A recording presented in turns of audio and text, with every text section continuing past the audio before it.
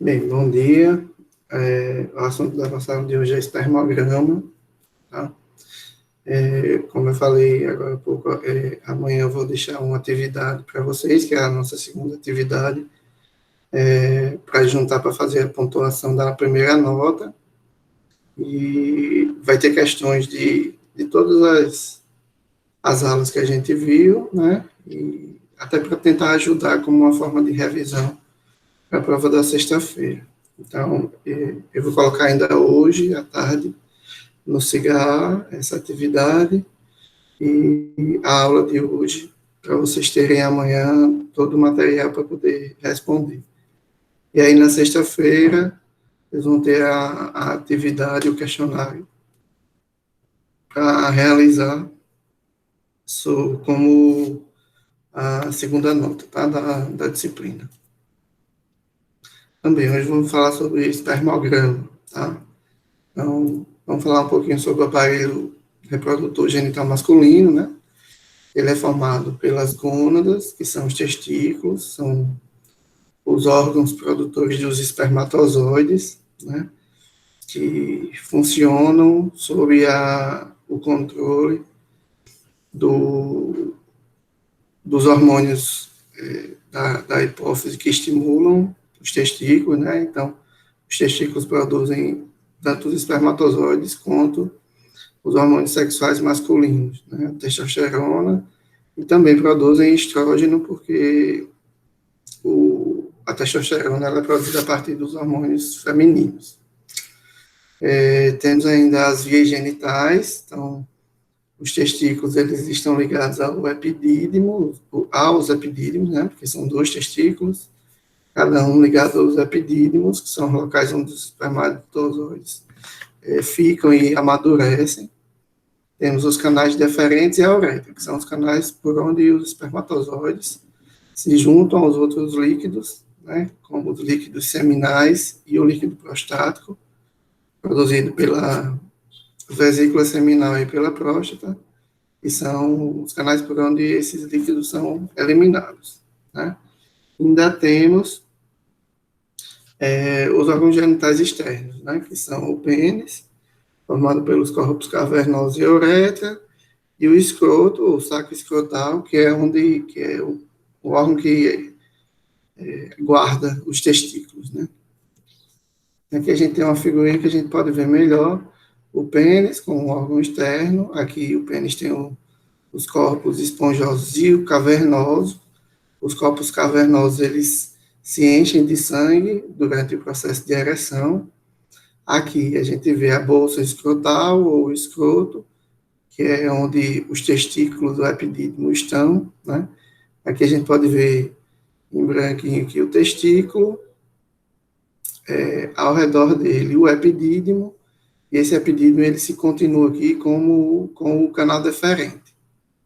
Vejam que esse canal deferente ele faz um circuito, né, passa aqui se ligando à vesícula seminal, e tem um canal que passa pela próstata. Então, o líquido, os espermatozoides, eles se juntam com o líquido seminal aqui, o líquido seminal passa por dentro da próstata, e aí recebe o líquido prostático, e aí esse líquido, que agora já é o esperma, ele vai, através da uretra, ser eliminado pelo pênis. A próstata está aqui nessa região, em roxinho, entre a bexiga, né, e o início do pênis. Tá? Então, os testículos, né, são esses órgãos ovoides, localizados fora da cavidade abdominal, né? Eles são responsáveis pela produção de testosterona, que é o principal, é o hormônio sexual masculino, e é responsável pelo desenvolvimento dos caracteres sexuais secundários e pelo estímulo, né, dos folículos, como o estímulo dos folículos pilosos, né, o crescimento dos pelos, a ampliação da laringe, que está relacionada ao engrossamento da voz, e relacionado também ao aumento de massa muscular, né? A testosterona. E também a testosterona vai estar relacionada também à produção e diferenciação dos espermatozoides. Se vocês tiverem alguma dúvida, é só parar e perguntar, viu, pessoal? Tá. Então, nos testículos, a gente tem dois tipos principais de células, tá? As células de Sertoli, que estão relacionadas com a nutrição do próprio testículo, suporte físico, né? Elas recebem a ação do FSH, que é o hormônio folículo estimulante, que do jeito que estimula os ovários da mulher para a produção de estrógeno, também estimula os testículos, tá? Essas células, elas produzem a proteína ligadora de andrógenos, tá? Porque os hormônios sexuais, eles são hormônios muito lipofílicos, muito gordurosos, digamos assim. E para ser transportados no sangue, eles precisam estar ligados a alguma proteína, tá? Tanto o masculino quanto o feminino também.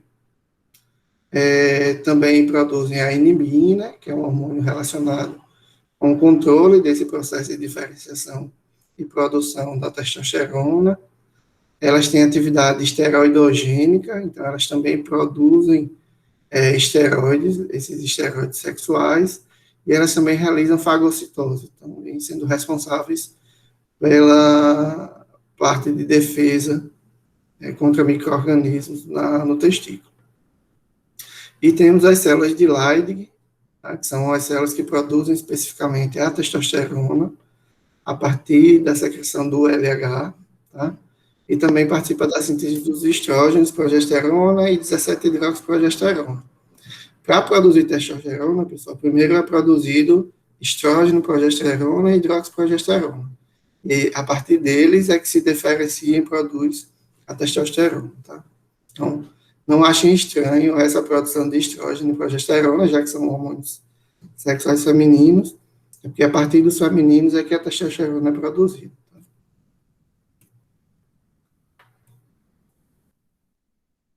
Então, os epidídimos, né, como eu falei, são essas estruturas que estão aqui, ó, ao redor dos testículos, tá, marronzado aqui. Eles são dois tubos enovelados que se situam na parte posterior dos testículos, e é nessa parte do epidídimo que os espermatozoides se acumulam, tá, e sofrem seu processo de maturação. Como a gente viu, a partir dos epidídimos, a gente tem a continuação de um canal, que é o canal deferente, tá? Ele tem em torno de cerca de 40 centímetros, tá? E ele penetra no abdômen, atravessa a próstata e finaliza na uretra. Então, lá na uretra, como eu mostrei, ele vai se juntar ao líquido seminal, da vesícula seminal, e ao líquido prostático, né, secreção prostática, para poder formar o espermatozoide como um todo. O espermatozoide não, o esperma como um todo. A uretra, ela é um canal que serve para levar a urina que está sendo produzida nos rins e acumulada na bexiga para o meio externo, né? Então, aqui a gente tem uma imagem que tem a bexiga que vai acumulando a urina, à medida que a urina vai sendo produzida e vai acumulando na bexiga, essa bexiga ela vai esticando, tá? E aí existem receptores de estiramento dessa bexiga, e quando chega num determinado ponto de estiramento, esses receptores, eles identificam a necessidade de eliminar o volume da bexiga, e aí é quando a gente tem a vontade de fazer xixi ou ir no banheiro para eliminar esse líquido. Então, a urina, ela sai da bexiga via uretra, tá? E essa uretra, ela atravessa o pênis todo, se abrindo na extremidade da glândula do pênis. As vesículas seminais, elas são duas glândulas, elas estão aqui atrás, ó, certo? Cada uma delas tem um tubo enovelado também, e elas são responsáveis pela produção do líquido seminal, tá? Esse líquido contém frutose e alguns outros nutrientes para os espermatozoides, tá? Os espermatozoides, na sua difícil jornada, né, de atravessar todo o muco da vagina e atrás do óvulo, lá na trompa, ou no início, ou mais no interior da trompa, ele tem uma grande missão, e aí ele precisa de muita energia, né? E essa energia é liberada é conseguida através da frutose que tem no líquido seminal. Esse líquido seminal é um líquido que tem um pH mais básico, tá? Ele diminui a acidez também do ambiente vaginal e do próprio esperma, né, que também tem um outro líquido, que é o líquido prostático, que é mais ácido. E aí ele vai se juntar aos espermatozoides que vêm aqui, ó, pelo canal deferente, ele vai se juntar aqui com o líquido seminal e depois vai se ligar, vai se juntar com o líquido prostático. E a próstata é essa estruturazinha aqui roxa, tá? Ela está aqui, localizada abaixo da bexiga, né? E seus canais excretores se juntam na uretra. Então, aqui, ó, a uretra, a próstata tem uns canais que desagam aqui dentro da uretra, né? E ela libera o líquido prostático, que é expulso na ejaculação. Então, no líquido prostático, a gente tem diversas proteínas, tá? Como as espermolisinas, que são proteínas que fazem com que o esperma fique líquido depois de um tempo, a gente vai ver isso durante a avaliação. E também tem fatores de coagulação que vêm do líquido seminal, que inicialmente esse esperma coagula, tá? O escroto, o saco escrotal, é a bolsa onde os testículos estão. Ele tem uma função importante, né, de regular a temperatura dos testículos, porque se os testículos estão trabalhando em temperatura mais alta, isso pode prejudicar a formação, o amadurecimento dos espermatozoides. E como é que o escroto faz isso?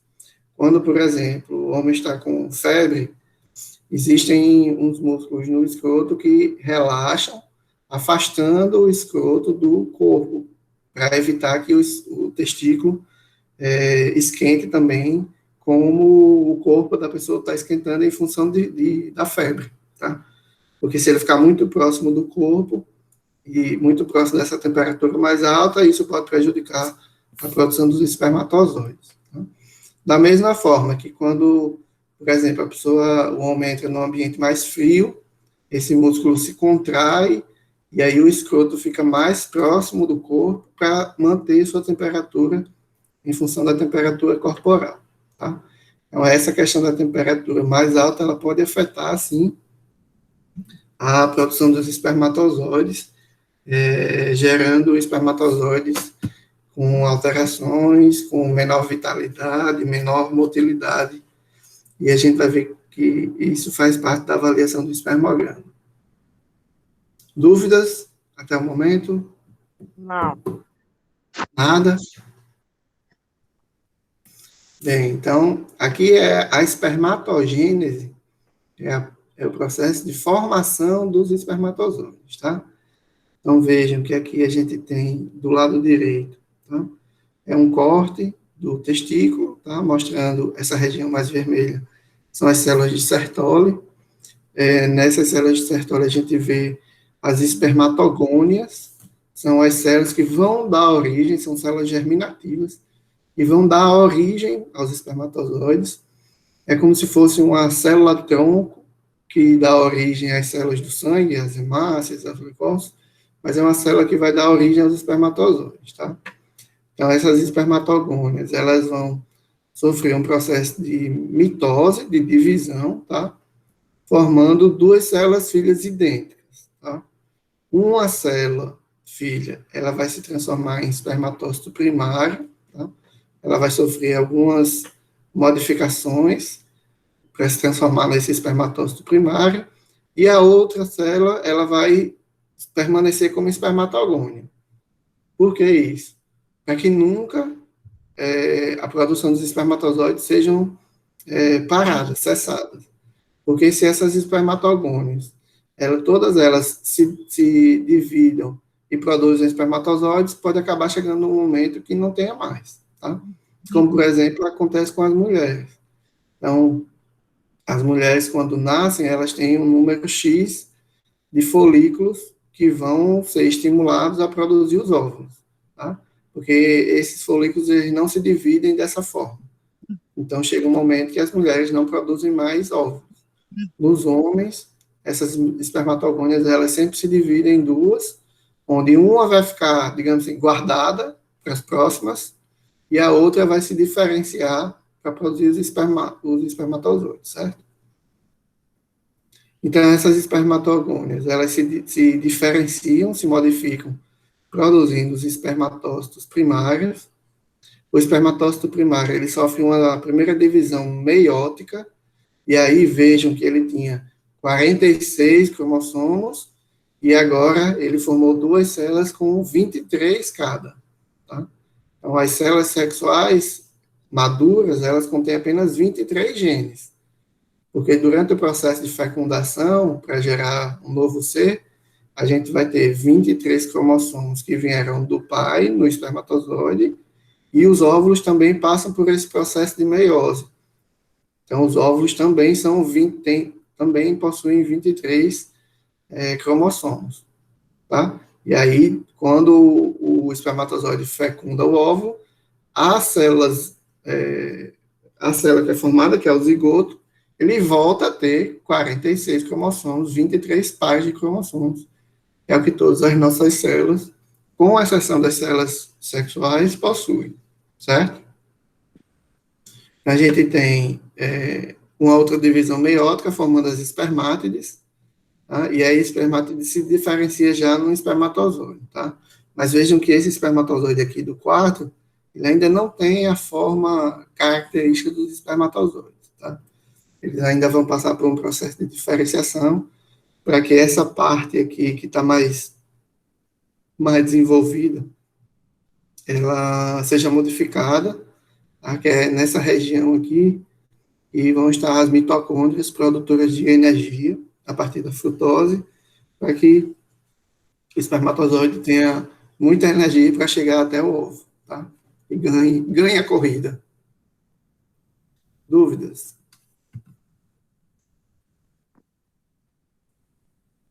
Professor,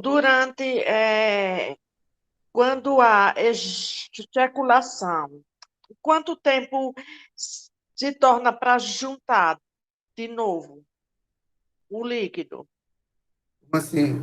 Perguntei de Sim, novo que eu não entendi. quando há ejaculação em uma relação, então, Hum, naquela hora foi ejaculado tanto. certo. Quando é que se junta de novo para ter outra ejaculação? Ah, isso varia bastante, né? Pode levar de meia hora a algumas horas, Ah, porque tá. o que é que acontece? Depende também da frequência ejaculatória do homem. Não Sei. necessariamente em uma, tipo, se o homem está 5 dias sem ejacular, então a primeira ejaculação dele vai sair um volume maior, mas não necessariamente vai sair todo o volume, tá? Todo o líquido. Então pode ter um resto que fique. Então a Ah, segunda ejaculação pode ser mais rápida.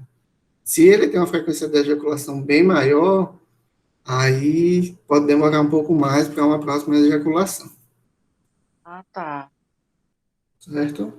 Mas É, assim, normalmente não demora muito, não. De 30, 40 minutos, 50, já tem algum volume para uma nova ejaculação. Mas quanto é, menos tempo, menor vai ser o volume, certo? é. As meninas tinham alguma pergunta? Beatriz, Raíssa?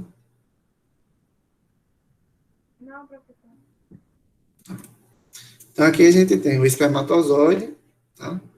A gente tem um espermatozoide normal, obviamente. Ele é formado pela cabeça, tá? Um segmento intermediário, em alguns livros eles chamam também de peça intermediária, e a cauda, tá? Então, aqui no acrossoma, que é a pontinha da cabeça do espermatozoide, ele tem diversas proteínas, enzimas, que ajudam na penetração do espermatozoide no óvulo, tá? Tem um núcleo celular, tem um centríolo, tá? Para dar estrutura para a cabeça. Na parte da peça intermediária, a gente tem as mitocôndrias, em filamentos que estão em forma de espiral. São essas mitocôndrias aqui que vão utilizar a glicose do líquido seminal para produzir muita energia, para que a cauda possa se movimentar de maneira adequada, para que o espermatozoide tenha um movimento que seja progressivo e bem intenso até alcançar o óvulo. Certo. E aqui são algumas formas de espermatozoides anormais, tá? O espermatozoide normal aqui, ó, a cabeça, a peça intermediária e a cauda. Aqui a gente tem um espermatozoide macrossômico, né, com a cabeça grande, um espermatozoide microssômico, com a cabeça pequena, um espermatozoide bicefálico, que a gente chama, com duas cabeças, um espermatozoide bicaudal, um espermatozoide com a cabeça mais fininha, um espermatozoide com a peça intermediária alterada, né, aumentada, e um espermatozoide com a peça intermediária diminuída. A gente vai ver melhor isso até lá no final da aula. Então, qual é a composição do líquido seminal, produzido pelas vesículas seminais, né? A gente tem os espermatozoides se juntando ao líquido, e tem cálcio, zinco, magnésio, ácido cítrico, diversas enzimas, tá? Como fosfatase, lisozima, inositol, plasminogênio. Vejam que aqui a gente tem algumas proteínas relacionadas à coagulação, tá? E também tem, no líquido seminal, tem frutose, tá? No líquido prostático, a gente tem também algumas proteínas da coagulação e as espermolisinas, que são enzimas que digerem o coágulo que é formado para que o esperma fique 100% líquido, tá? E aí isso facilita a caminhada dos espermatozoides, tá? Então, por que realizar um espermograma? Em que situações o médico vai solicitar a realização desse espermograma, né? Então, ele é indicado nos casos de infertilidade conjugal, onde o casal está tentando ter filhos, a mulher não usa anticoncepcional, eles não usam preservativo, e a mulher já fez uma avaliação. Então, o ciclo menstrual dela é normal, ela ovula normal, mas mesmo assim não consegue engravidar. Então, dos exames que o médico vai pedir é o espermograma, tá? Também é solicitado para fazer a avaliação e controle de paciente pós-vasectomia. Então, quando o homem faz a cirurgia de vasectomia, que é uma cirurgia onde ele vai cortar o canal deferente, tá? Naqueles homens que não querem mais ter filhos, e aí existe um procedimento, ele vai solicitar o espermograma para verificar se realmente o homem já deixou de ejacular, de liberar espermatozoides, tá? Na vasectomia, o homem não deixa de ejacular, porque o líquido seminal e o prostático continuam a ser produzidos, então ele continua ejaculando, sendo que como ele faz um bloqueio no canal deferente, ele corta, semelhante ao que é feito na ligação de trompas, né? O espermatozoide não vai chegar até os líquidos para formar o esperma. Então, o esperma sai, mas sai sem espermatozoides, tá? Então, para fazer uma avaliação se o procedimento já é 100% efetivo, tá? Tem que fazer o espermograma. E também para avaliar doenças testiculares, doenças dos testículos e do pênis, tá? Então, como eu falei, esse sêmen é uma mistura de espermatozoides, secreção seminal e secreção prostática, tá? Então, se tiver alterações... Oi. Como assim? Tipo, vai pra onde quando faz a cirurgia? Eu não Não vai entendi. para canto nenhum, ele fica bloqueado, e aí esses espermatozoides acabam sendo, digamos assim, destruídos, reabsorvidos. O próprio tecido faz a destruição e reabsorção deles. Aí acabam sofrendo apoptose. Mas eles não saem do canal deferente. Ah, entendi. Entendeu? Uhum. Então, aí a gente tem a junção dos espermatozoides com a secreção seminal, o líquido seminal e o líquido prostático é que formam o sêmen, tá? Que é aquele líquido viscoso, meio esbranquiçado. Então, qual a maneira correta de fazer a coleta do material? O ideal é que seja feita pela manhã, porque nesse período a gente tem um pico de produção de testosterona, tá? A coleta, o ideal é que seja feita no laboratório, tá? Ela sempre é feita por masturbação e tem que ser feita com total privacidade, né? Por ser um ato bastante íntimo. Existe a possibilidade de coletar em casa, tá? Mas ela tem que ser entregue no laboratório estourando no máximo 1 hora, tá? E mantida entre 20 e 37 graus. Durante a coleta, tem que ter uma orientação para que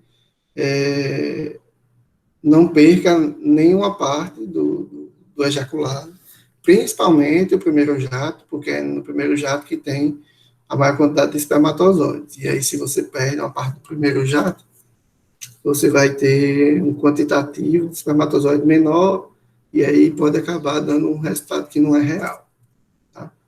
O certo. Por isso que o ideal é coletar no laboratório, porque após a ejaculação a gente tem 3 fases, tá? Uma fase de liquefação, 2 fases de liquefação e uma de coagulação.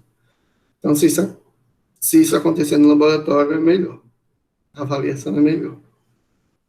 O ideal é colher em frascos de boca larga, né, de vidro ou de plástico, e tem que ter a identificação do nome do paciente, a hora da coleta e o tempo de abstinência. Esse tempo de abstinência é extremamente importante, tá? O ideal é que sejam 4 dias de abstinência, tá? E se for o tempo de abstinência for bem menor do que 4 dias, 2 dias, 1 dia, 3 dias até que não impacta tanto, mas 2 dias, 1 dia impacta muito. Então, isso pode gerar diminuição do volume, que é um dos parâmetros de avaliação, presença de células muito jovens, tá? Diminuição da concentração de espermatozoides e diminuição da motilidade, que é a mobilidade, é o movimento dos espermatozoides. Então, se o período de abstinência foi 1 dia ou 2 dias, essas alterações vão sugerir que talvez o homem esteja com algum problema. Mas, na verdade, isso foi relativo a não ter feito o período de abstinência da forma correta. Se forem mais do que 4 dias, a gente vai ter um aumento de volume, algumas características que a gente analisa, como, por exemplo, a vitalidade, que é a quantidade de espermatozoides vivos, e também o movimento podem estar alterados, tá? Então, motilidade e vitalidade podem estar alterados. Então, o ideal é que sejam 4 dias. E aí é importante uma coisa, eu já tive pegar alguns casos de onde o homem foi questionado sobre a abstinência, né? E aí ele falou que tinha feito abstinência, que não tinha chegado perto da mulher, né? E aí teve que se resolver sozinho. Aí eu disse assim, mas como assim se resolver sozinho? Não, aí como não estava chegando perto da mulher, não tinha nada com a mulher, tinha que fazer sozinho. Eu disse, bem, então o senhor se masturbou? Sim. Bem, então o senhor não fez abstinência. Então a abstinência não é apenas não ter relação sexual. É a abstinência de ejacular. Então não pode se masturbar também, né? Obviamente. Mas não tinha ficado muito claro, né? Então ele teve que voltar, fazer a abstinência e depois voltar para o laboratório para poder realmente fazer a coleta dentro do tempo correto de abstinência, né? Sem relação sexual e, obviamente, sem masturbação. Então, a gente tem 2 tipos de análise, tá? Do esperma. A gente tem uma análise macroscópica, né, que a gente vê fazendo, a gente faz e vê a olho nu, e uma fase microscópica, tá? Na análise macroscópica, o que é que a gente vai avaliar? A gente vai avaliar a liquefação, tá?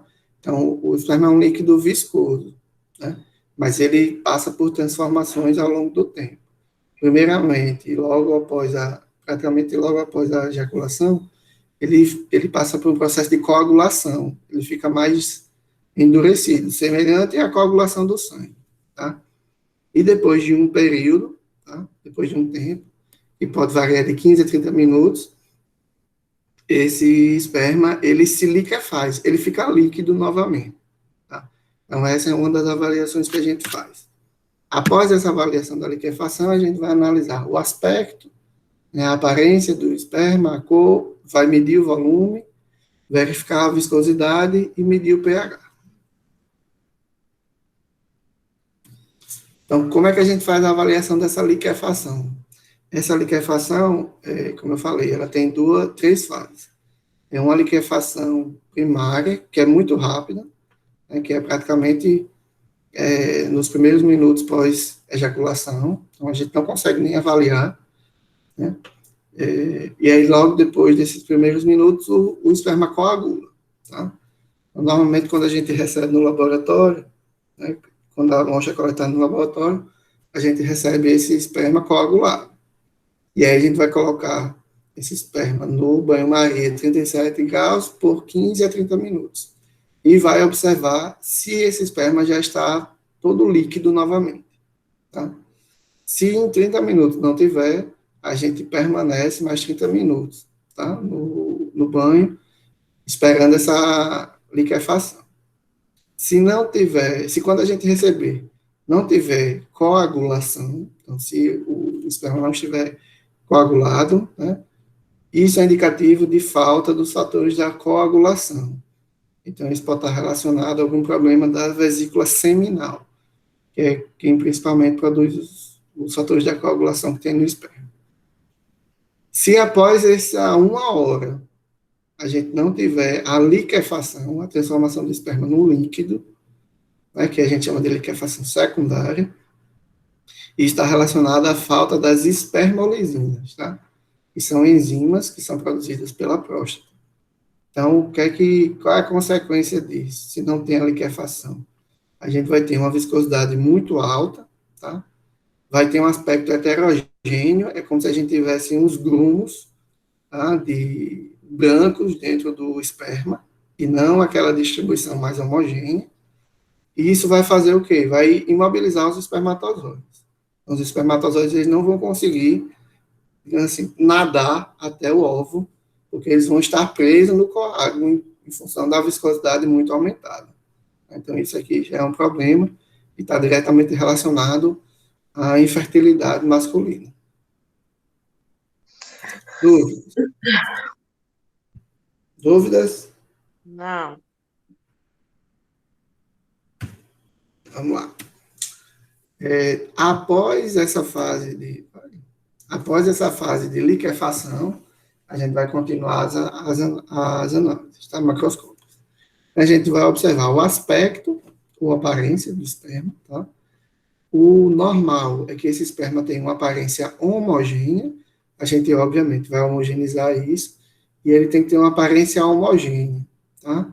E, normalmente, ele é meio opaco, um opaco meio acinzentado. Então, isso é a aparência normal do esperma. Pode ser um pouco menos opaco quando o paciente tem poucos espermatozoides. E a gente tem que ter cuidado, porque quando isso acontece, a gente tem que desconfiar do período de abstinência, porque às vezes está relacionado com o período de abstinência, tá? Essa aparência homogênea, digamos assim, é quando você vai fazer um leite, né? Você pega o leite em pó, coloca na água e mistura. Tá? A gente tem uma aparência homogênea quando a gente, por exemplo, usa um leite instantâneo. Mas se a gente usar um leite que não é instantâneo e, por exemplo, colocar na água gelada, a gente vai ter meio que uns grumos. Tá? A gente vai ter regiões brancas e regiões onde só tem a água. Então, essa é uma aparência heterogênea e que não é normal do esperma. Tá? E isso pode estar relacionado ao que a gente viu no slide passado, da viscosidade muito aumentada, certo?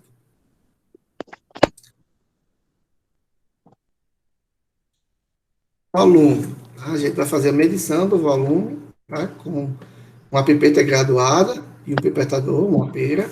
O normal é que tenha de 2 a 5 ml, considerando esse período de 4 dias de abstinência, tá? Quando o volume é inferior a 1 ml, a gente não vai conseguir fazer o análise do espermograma, tá? Não dá para fazer todos os testes. Então, o ideal é descartar a amostra e pedir uma recoleta. Se o volume é abaixo de 2 ml, a gente tem um quadro que a gente chama de hipospermia, tá? É pouco esperma.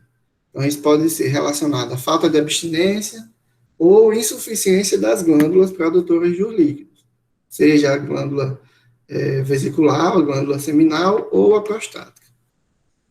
A gente também pode ter a hiperespermia, que é quando a gente tem um volume de esperma acima de 5 ml, tá? Isso pode estar relacionado à abstinência prolongada, mas também pode estar relacionado a tumores, né, malignos ou benignos da próstata, que podem fazer com que a produção de líquido seja muito aumentada. E também tem a aspermia, que é quando existe ausência, não tem, o homem não consegue ejacular nada, tá? Isso pode ser algum problema tanto das glândulas como dos ductos deferentes. Pode ter algum processo bloqueando os ductos, tá? Ou pode ter uma má formação dos ductos. Ou pode ter, inclusive, também um problema na junção dos ductos com a uretra. Tá? Então, tem que ser melhor avaliado. Ô, professor, o valor do esperma é de quantos ml? 1 ml é? 2 a 5. É. O normal é de 2 a 5 ml. 1 ml é muito pouco. Tanto que não dá nem para fazer o exame como um todo. Ah, A outra avaliação que a gente ainda faz, né, macroscópica, é a avaliação da cor. O normal é que o esperma seja branco, opaco ou cinza claro, tá? É o normal. E a gente pode ter algumas colorações anormais, como amarelo. Isso pode estar relacionado a um paciente com icterícia, algum problema hepático, algum problema vesicular, tá? Ou também ele está amarelo por causa de contaminação com pus, né? Processos piogênicos, processos infecciosos produtores de pus, tanto na uretra, no pênis, na próstata, então, nos órgãos genitais masculinos, pode estar tendo alguma infecção com produção de pus e está, digamos assim, modificando a cor do esperma. Tá? Quando ele tem uma cor rosa ou vermelho claro, isso pode estar relacionado a processos inflamatórios ou até malignos da próstata ou da vesícula seminal, e a cor vermelha em processos hemorrágicos mais graves, até em alguns tipos de lesão traumática no escroto. Tá? Ainda na análise macroscópica, a gente tem a análise da viscosidade, né? A viscosidade é quão gelatinoso, digamos assim, o esperma é, tá? Então, como é que a gente faz essa avaliação? A gente pega um bastão de vidro, mergulha no esperma e levanta o bastão de vidro, tá? E aí o normal é que a gente observe a formação de um filamento, né? Um filamentozinho a partir da ponta do bastão. Que a gente vai medir com a régua, nem sempre a gente mede com a régua, tá, pessoal? Essa avaliação, ela na teoria deve ser assim, mas na prática ela é muito mais visual do que medida realmente com a régua, porque ao longo do tempo a gente vai tendo a noção de quanto é 2 centímetros, né, ou quanto é muito mais ou não é. Tá? O normal é que esse filamento, né, ele seja até 2 centímetros. Quando ele é maior do que 2 centímetros, isso pode indicar deficiência das espermolisinas. Então, se ele faz um filete, né, bem grande, isso indica que a viscosidade está aumentada. Normalmente, a viscosidade aumentada, ela está relacionada a uma deficiência das espermolisinas, que são produzidas pela próstata. Então, a gente já pode tentar relacionar com algum problema na próstata. Tá? E ela também pode estar diminuída. Nessa situação, o esperma não forma o filete. Ele cai gota a gota, ele pinga. Tá? Então, nessa situação de viscosidade muito diminuída, onde não forma o filete, ele pinga, Isso pode estar relacionado à insuficiência da vesícula seminal. Então, o líquido seminal pode estar problemático, e isso acontece porque não tem os fatores de coagulação. Certo? E, por último, a medida do pH. Então, como é que a gente faz isso? A gente vai adicionar uma gota do sêmen sobre a fita do pH. E o normal é que seja entre 7 e 8. Então, 7,2 e 8. Se o resultado for abaixo de 7, a gente vai ter um pH ácido, e isso pode estar relacionado a um problema na vesícula seminal, porque a vesícula seminal é que possui o bicarbonato, né, que está presente no líquido seminal. Se o pH for acima de 8, né, básico, isso pode estar relacionado à insuficiência da próstata, porque o líquido prostático é um líquido mais ácido. Se tem pouco líquido prostático, a tendência é ficar mais básico. Importante antes dessa avaliação é que o frasco de coleta seja mantido fechado, para evitar a perda de CO2. Por quê? Porque o CO2, quando ele é perdido, ele deixa o líquido mais básico, tá? Porque o CO2, ele é perdido a partir da formação de um ácido, que é o ácido carbônico. Tá? Então, se vai perdendo CO2 para a atmosfera, a tendência é que esse pH vá ficando mais básico. Tá? Então, tem que manter o frasco de coleta fechado. Perguntem. Eu sei que vocês têm pergunta. Ou não tem nenhuma pergunta. Tá de boa, professor. O assunto tá mais fácil. É? Então tá. É. Então vamos iniciar agora a análise microscópica, tá? Então, na análise microscópica, né, utilizando o microscópio, a gente vai avaliar a motilidade. A motilidade é um movimento desses espermatozoides, tá? Vai analisar a vitalidade, que é se eles estão vivos ou mortos. E a gente também vai fazer a contagem e analisar as formas desses espermatozoides, tá? Que a gente já viu um pouquinho algumas formas estranhas que eles podem ter, tá?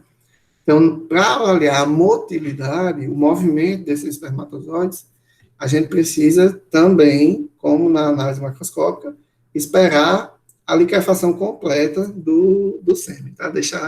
Esperar ele ficar totalmente líquido, tá? E aí a gente vai homogeneizar esse espermatozoide, esse esperma, tá? Vai adicionar em uma lâmina 10 microlitros do sêmen, vai cobrir com alamino e vai para o microscópio observar um aumento de 400 vezes. Tá? E aí a gente vai contar 100 espermatozoides, só para a gente ter uma noção.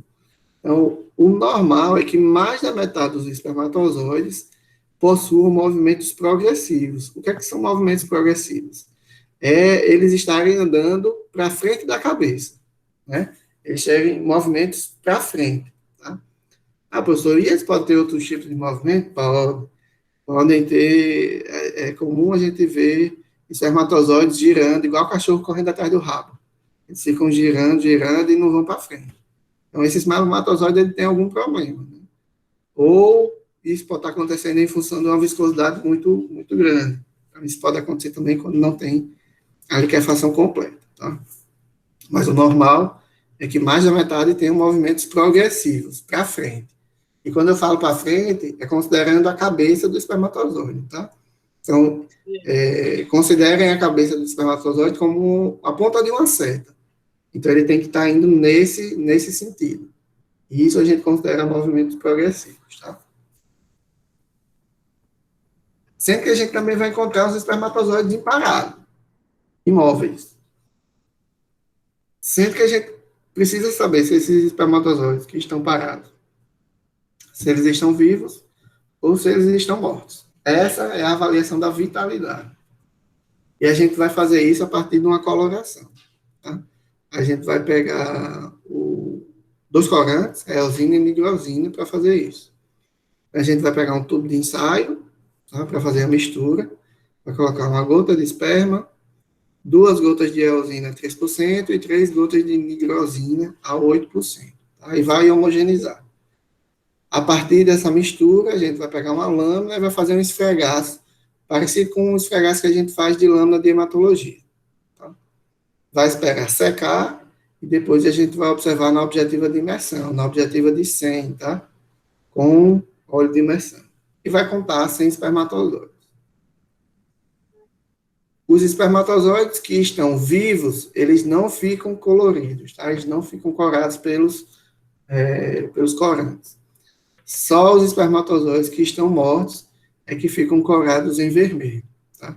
Então, se a gente vir na lâmina muito espermatozoide vermelho, isso indica que a gente tem muito espermatozoide morto, tá? O normal é que a gente tenha mais do que 70% dos espermatozoides vivos, tá? Se a gente tiver mais de 30% de formas mortas, a gente tem um quadro chamado 30 não, pessoal, deixa eu corrigir. 70. Se a gente tiver mais de 70% das formas mortas, a gente caracteriza esse quadro como necroespermia, morte dos espermas. Professor, Óbvio, se tiver 50% dos espermatozoides vivos, não é normal, mas ainda não é esse quadro que a gente caracteriza como necroespermia, tá? Para ser necroespermia, tem que ter mais de 70% dos espermatozoides mortos. Oi. o senhor vai colocar alguns vídeos mostrando essas práticas, dessas análises, para a gente ver como é que funciona no laboratório?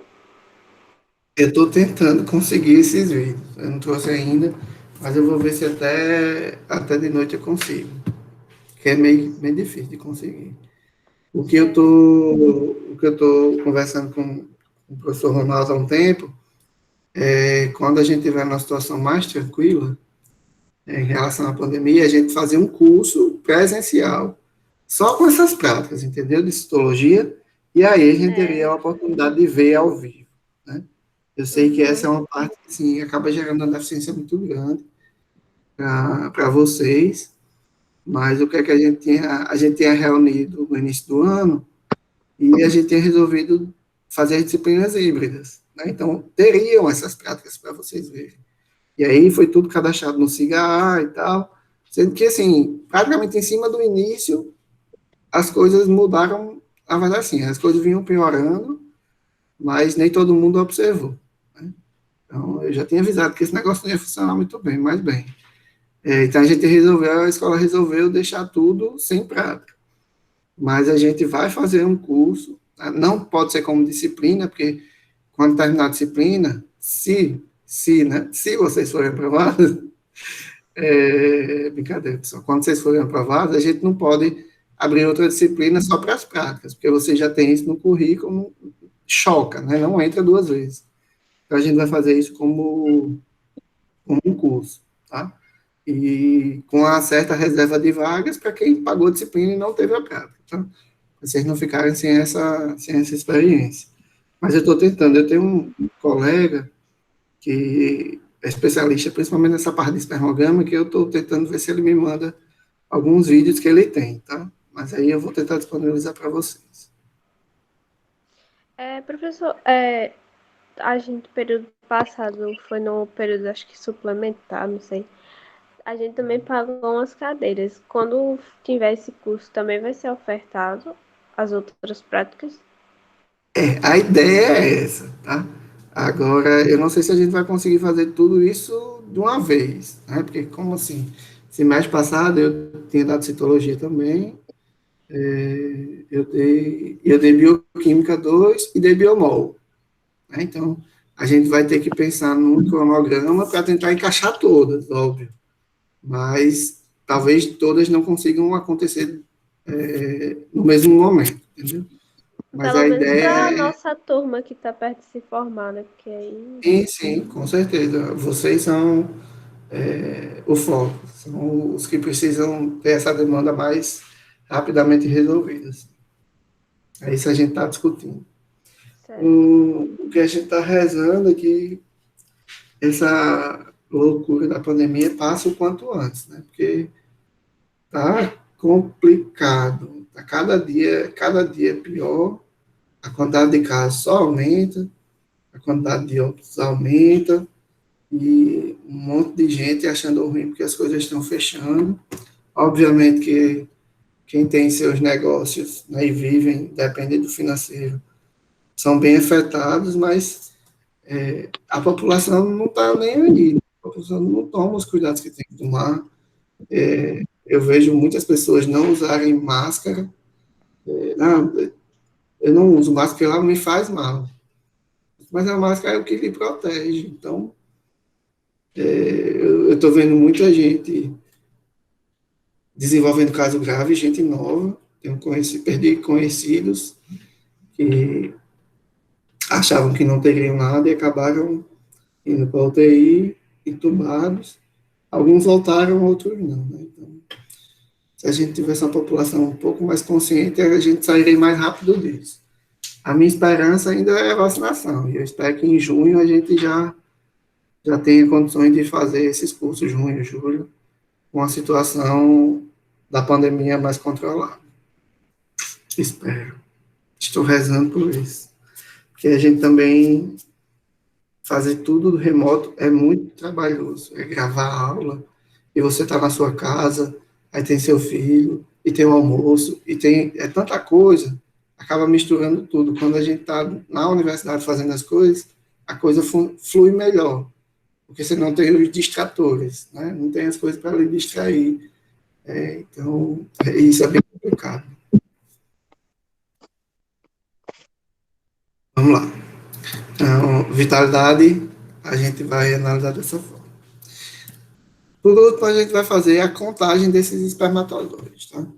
Como toda contagem, né, a gente vai fazer, primeiramente, uma diluição do esperma, tá? A gente vai fazer uma diluição 1:40 com soro fisiológico. Como assim? Eu vou pegar 3,9 ml de soro com 100 microlitros de esperma. Vou homogeneizar, tá? Isso é uma diluição 1:40. Vou homogeneizar e vou colocar na câmara de Neubauer. Vocês conhecem a câmara de Neubauer? Já usaram? Já viram?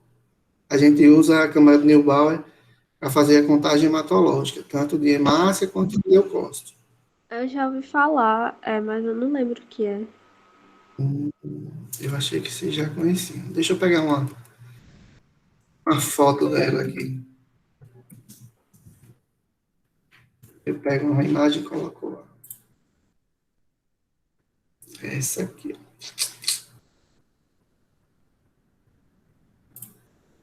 Vou copiar e colocar lá na aula.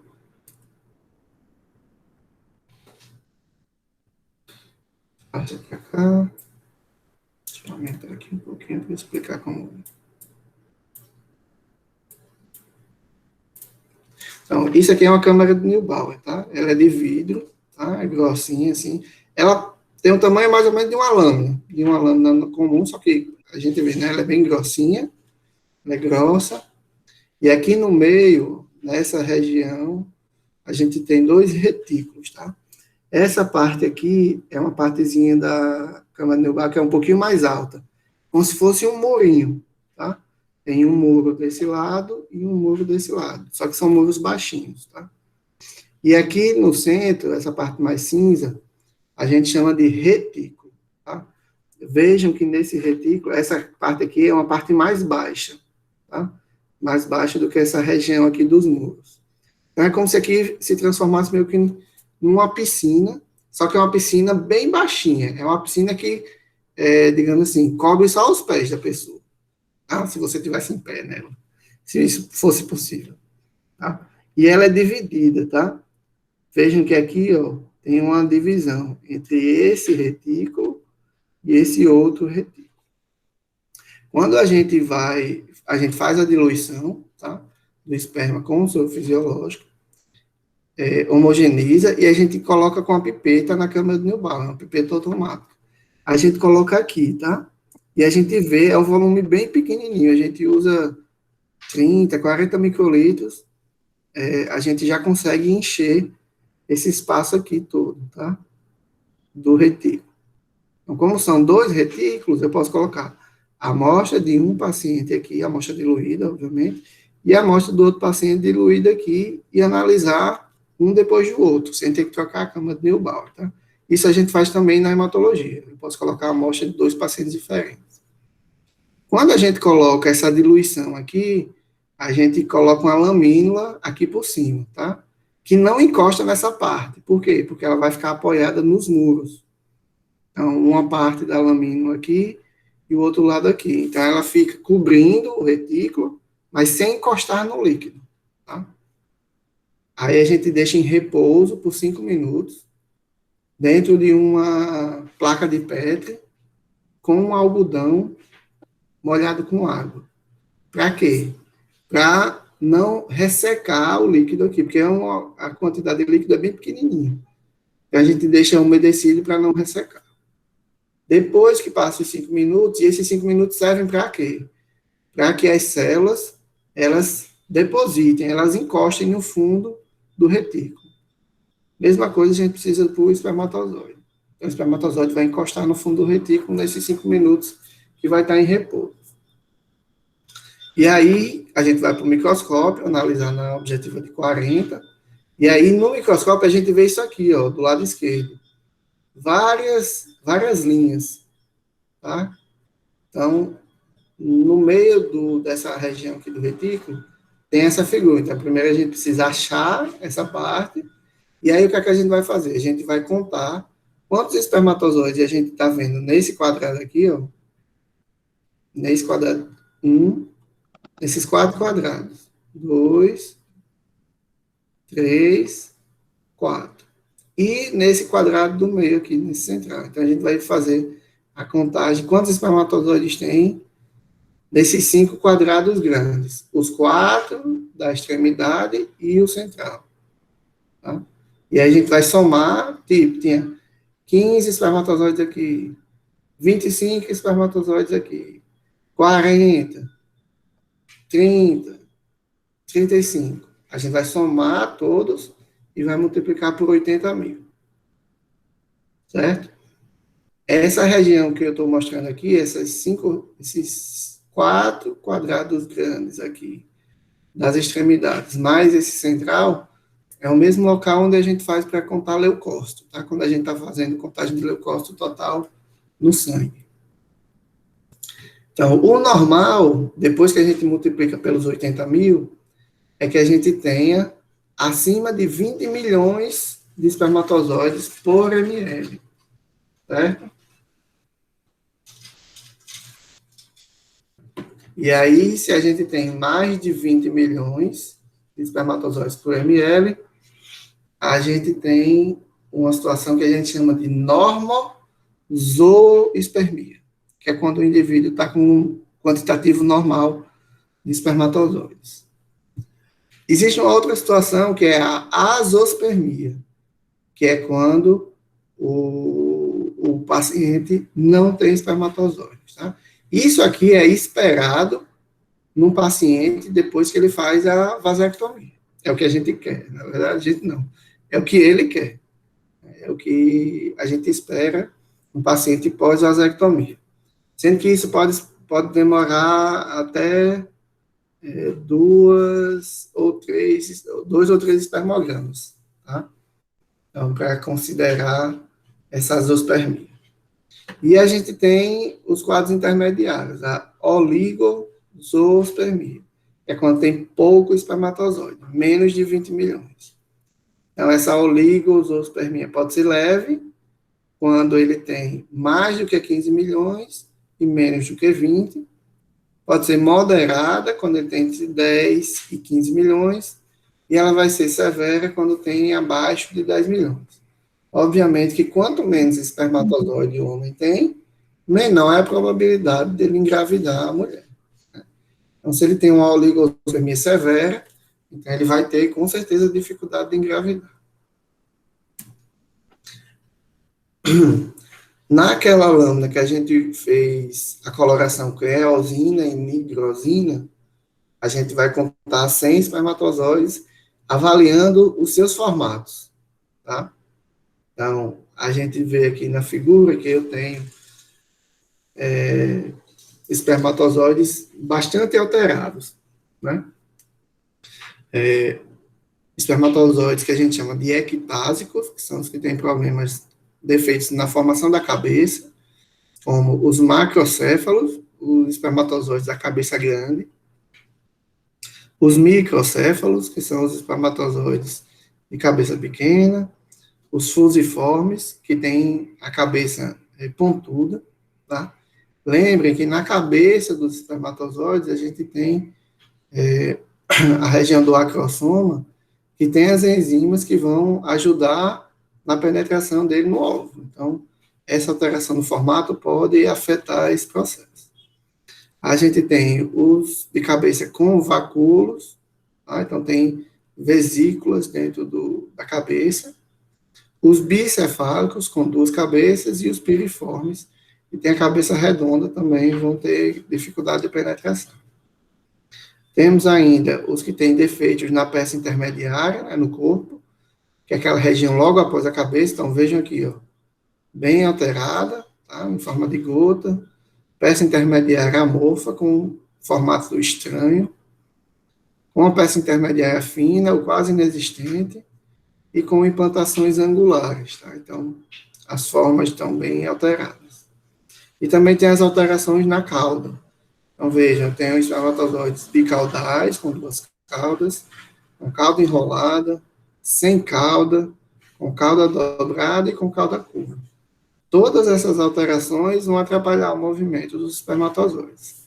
Quando a gente faz essa avaliação morfológica, a gente já vai, lá na motilidade, a gente já vai observar que tem alguma alteração de motilidade, de movimento, e a gente pode encontrar esses espermatozoides numa quantidade maior, certo? Então, o normal é que a gente tenha acima de 70% de espermatozoides normais. É comum a gente encontrar uma quantidade dessas alterações, mas não pode ser uma quantidade grande, tá? Se acima de 70% são normais, está tudo ok, né? E se é abaixo de 70%, se as formas normais estão abaixo de 70%, isso aí já pode ter uma alteração, né? E a gente vai ter um quadro que a gente chama de teratoespermia, quando mais do que 70% dos espermatozoides têm essas alterações, tá? Obviamente, nessa situação aqui, a infertilidade é bastante comum, certo? Dúvidas? Perguntem.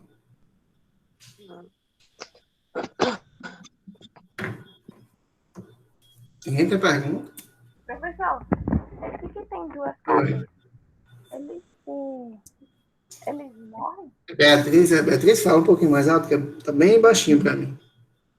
É porque eu tô no computador, professor, eu tô sem fone. Mas o que tem duas cabeças, ele consegue se montar no ovário? Não. Ele consegue se movimentar, ele não consegue penetrar o óvulo. Mas muitas vezes o movimento dele não é progressivo. Aí, porque o movimento depende 100% da cauda, né? Então, ele até consegue se movimentar, mas ele não consegue de jeito nenhum penetrar o óvulo.